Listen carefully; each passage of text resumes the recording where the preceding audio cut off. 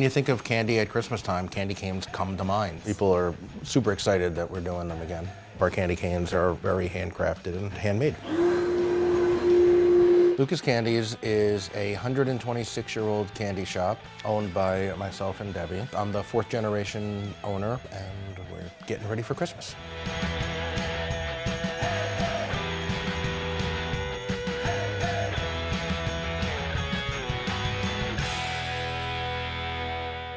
Today we're going to make candy canes. They start out as really simple ingredients.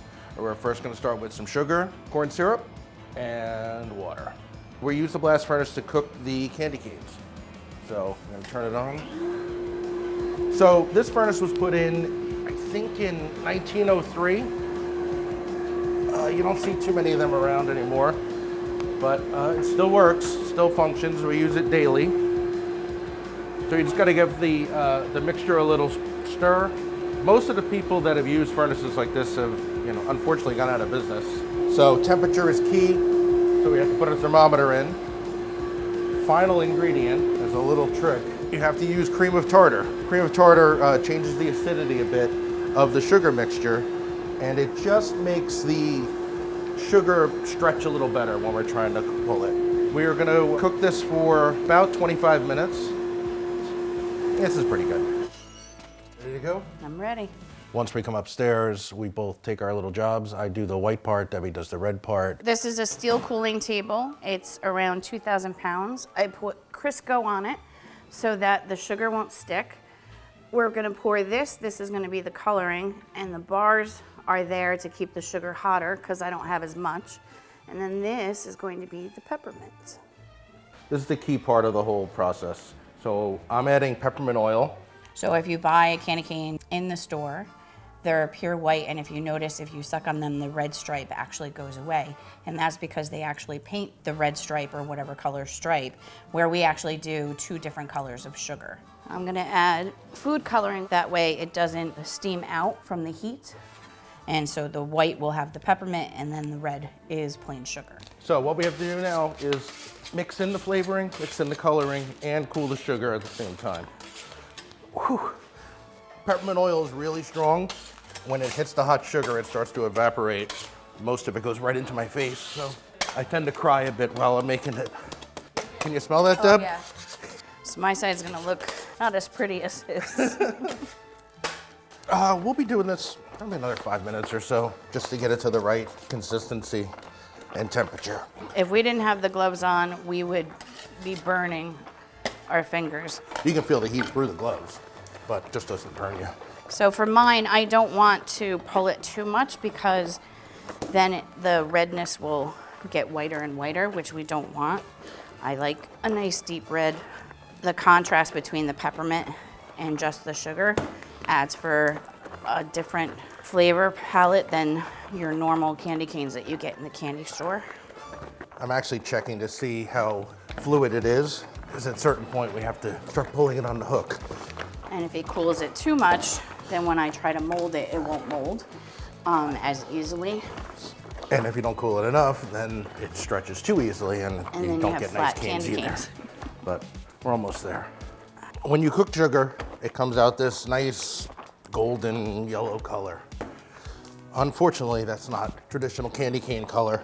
So to get it more white, we have to pull it on the hook. The first couple batches came out very yellowy, and Debbie was not happy. 7, 8, 9. What's actually happening is we're aerating it. It means we're capturing air with every pull, and that turns it whiter and whiter. So now you can see it is much whiter than it was when we started. If we keep going past 75, it's just gonna get cooler and cooler. I don't think it'll get whiter. So right now I shaped the white and I dampened the sides to help the sugar stick to each other. So what I'm gonna do, believe it or not, these are going to be the stripes of the candy cane. So okay. This is where my work begins. Are you ready? I'm ready. I have more hand power, I think. Oh, I'd say. So with this first bit of candy that she's pulling out, we're actually gonna make little bite-sized pieces. So this is a candy cutter from 1905. We'll push down.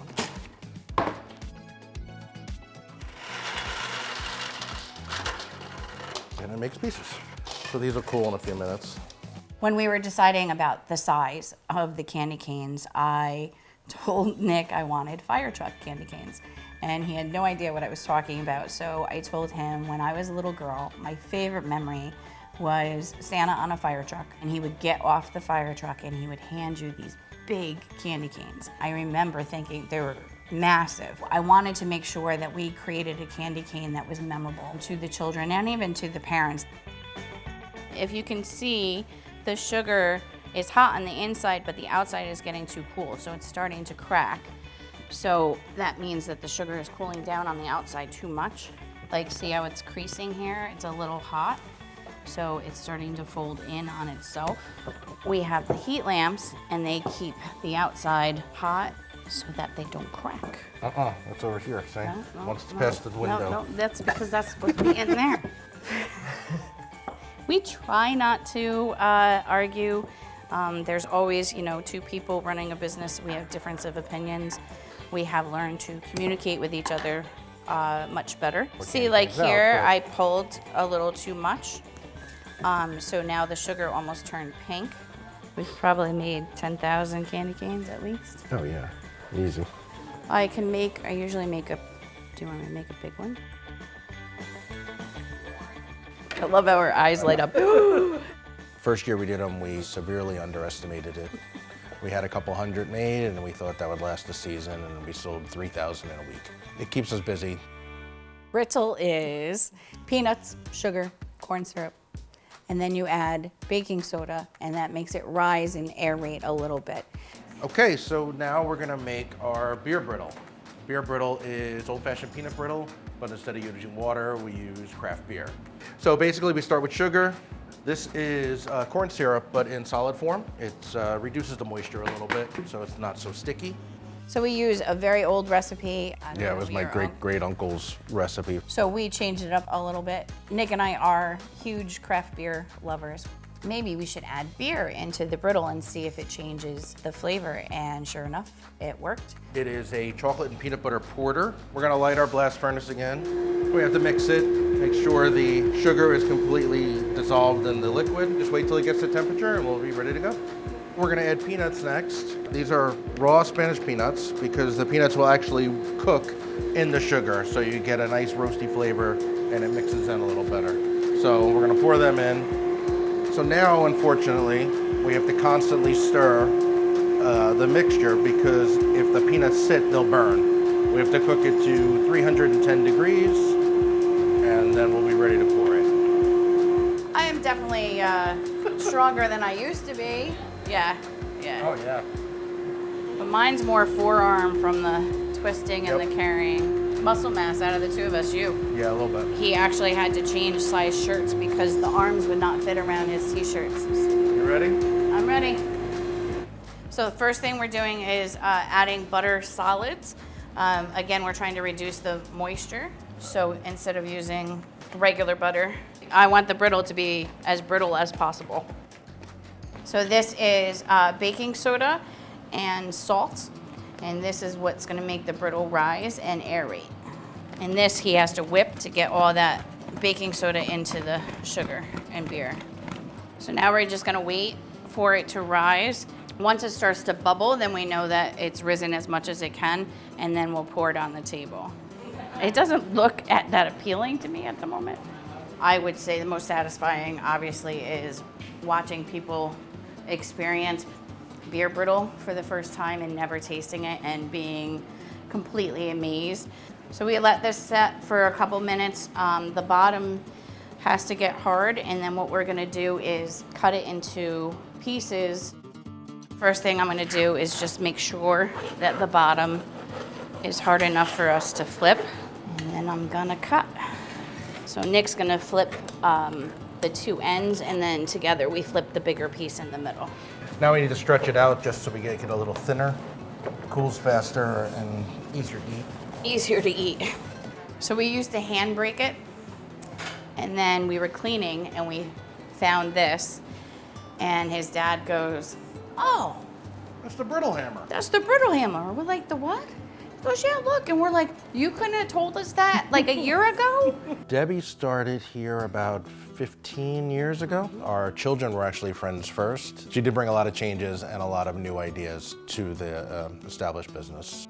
So now we have to break it up so it'll fit in our package. So we just use our little hammer and it breaks like glass. So this is our chocolate making room. This is our main chocolate kettle. It holds about 600 pounds at a time, primarily used for milk chocolate because that's what we sell the most of. So we generally go through around 20,000 pounds of chocolate a year. There's our Christmas tree mold we're gonna do for today.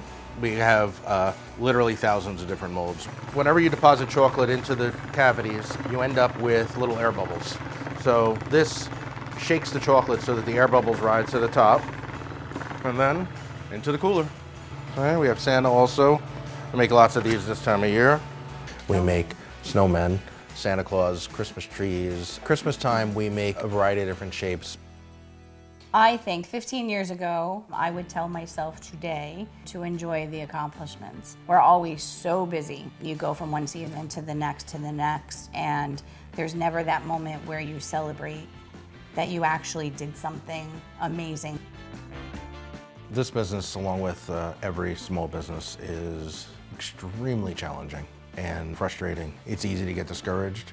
You really got to stay positive to do things that nobody else does. We enjoy it, appreciate the successes, work through the failures as fast as possible because there's always something coming that's going to be equally cool.